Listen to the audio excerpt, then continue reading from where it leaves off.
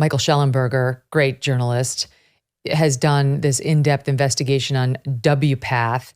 And I want to make sure I say what WPATH stands for correctly. It's the World Professional Association for Transgender Health. And in these tapes that he was leaked amongst medical professionals talking about these procedures and hormones and all of it on a Zoom call, it appears to have been leaked to Schellenberger.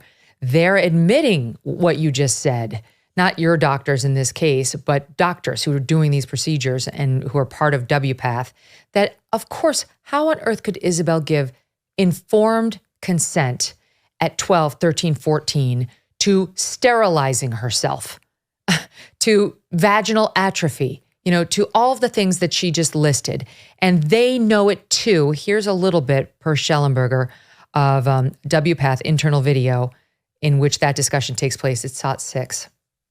I think the thing you have to remember about kids is that we're often explaining these sorts of things to people who haven't even had biology in high school yet.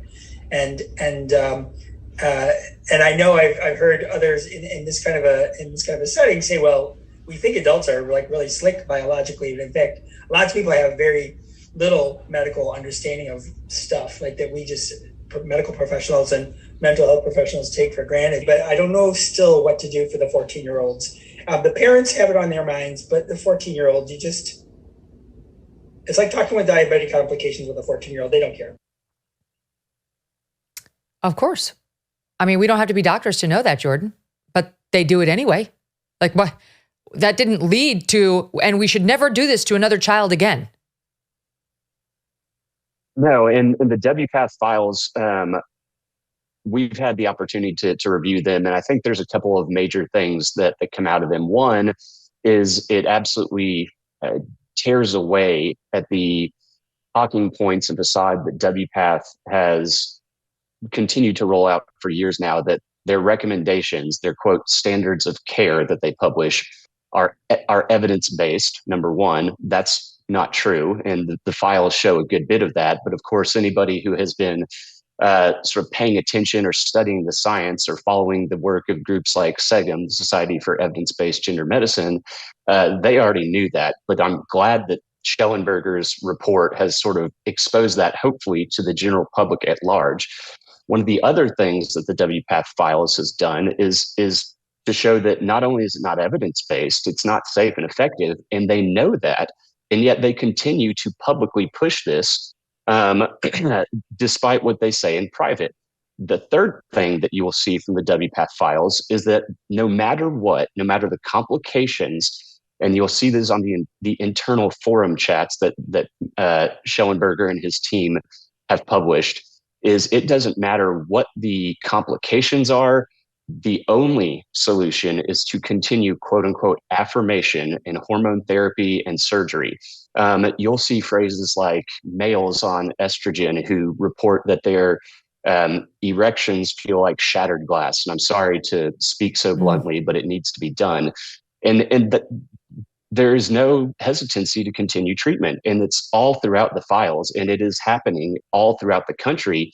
And hopefully what Mr. Schellenberger and his team will have done with this is exposed what folks like you and my team and my firm who are living this every day see on a regular basis, that these practitioners kind of run through every red stop sign, every red light. And it is all affirmation, regardless of the consequences, regardless of the comorbidities of the patient when they come in, regardless of the patient's ability to comprehend or give informed consent. And I hope that the WPATH files achieve sort of the lifting of the veil and the awakening to the public of what's actually happening. Who are these people in WPATH? I mean, it's got the fancy name, World Professional Association for Transgender Health. Who are they?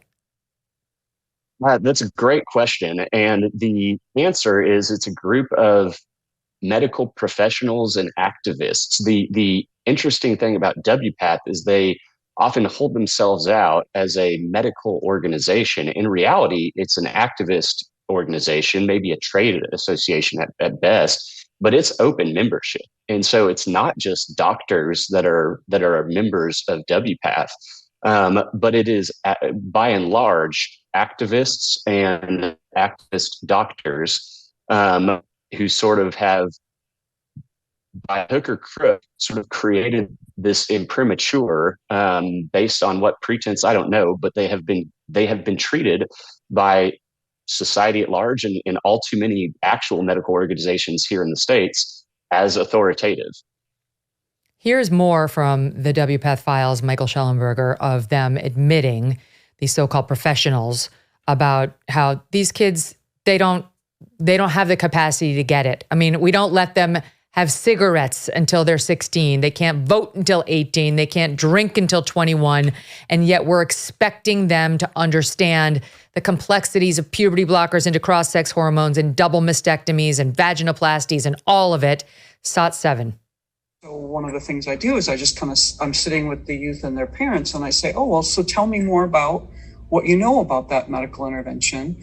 And kind of like what Dan was saying, children and young adolescents, we wouldn't really expect them. It's kind of it's out of their developmental range sometimes to understand the extent to which some of these medical interventions are impacting them. We do it. We try to talk about it, but most of the kids are nowhere in any kind of a brain space to really, really, really talk about it in a serious way. That's always bothered me, but we still want the kids to be happier in the moment, right? Oh my God. Happier in the moment.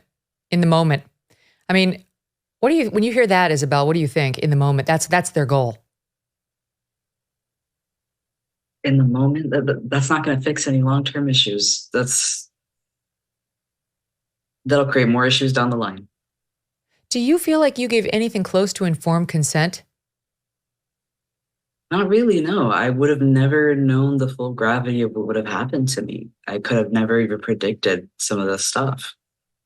What do your parents say? Did they feel like they knew? I don't think they knew either. These drugs are very experimental, and all they knew that it was going to masculinize me. We didn't know anything.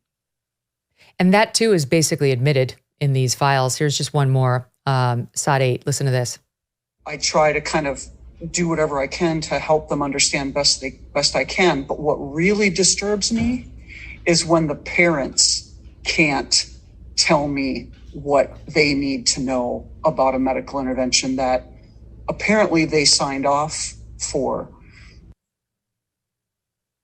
Yes, it disturbs us all. Financial experts thought we were in the clear. They were anticipating around 6 rate cuts by the Fed this year, and then the inflation data came out higher than expected. It's not going away. Not anytime soon, that's for sure. How could it? The U.S. is $34 trillion in the hole, and yet we keep printing money, which pushes the prices you pay every day even higher. So you can either bury your head in the sand or you can do something about it. One option to consider is to diversify a portion of your savings into gold with Birch Gold Group.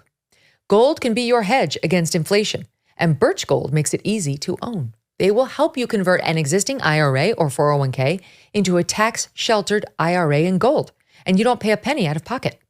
Text Megyn, MEGYN, to 989-898 and get your free info kit on gold. Then talk to a precious metals specialist about how you can choose to protect your savings from persistent inflation with gold. Text Megyn to 989-898 now. Hey, thanks so much for watching. If you like what you just saw, hit the subscribe button for more clips and full episodes.